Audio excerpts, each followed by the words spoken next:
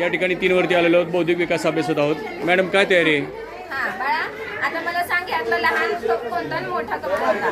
कसा आहे तो? आणि हा मोठा. आता मला वर्गीकरण करून दाखवायचे. गुलाबाची फुलं आणि शेवंतीची फुलं वेगवेगळे करून दाखव.